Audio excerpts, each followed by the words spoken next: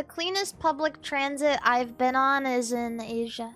Very, very clean, but also just absolutely insanely busy at certain hours of the day. I will never forget being in Korea, and it was like 6 p.m.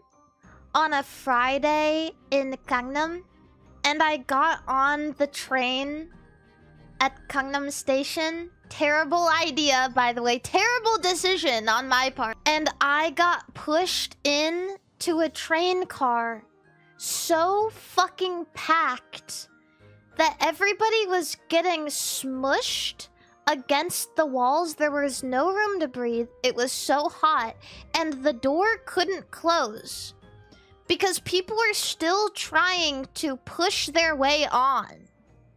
That was crazy. That was crazy. I could not breathe.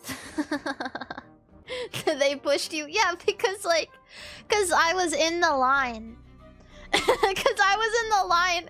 If you have claustrophobia, avoid the trains at peak hours. Because I was in the line, and they just started like, you know, like they just started pushing. And I was like, When the train isn't crowded, there's a different issue. It's not really an issue, but it's something that I'll never forget. Is one time I sat down, and I was right across from, like, one old man, one Korean old man, who would not stop staring at me. Like, and he looked angry.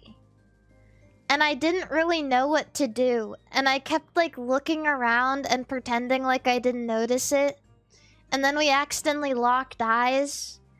And he didn't say anything. He just kept staring at me with, like, this... like, his brows furrowed.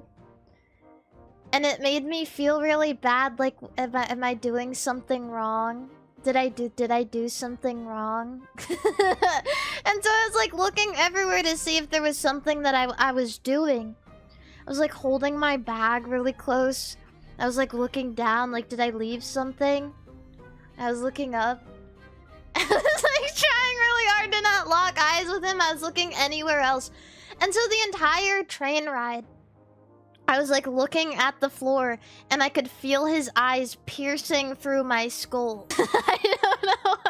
To this day, I still don't know if I did something wrong. Maybe my fault was being a white woman in Korea. Maybe that was the problem.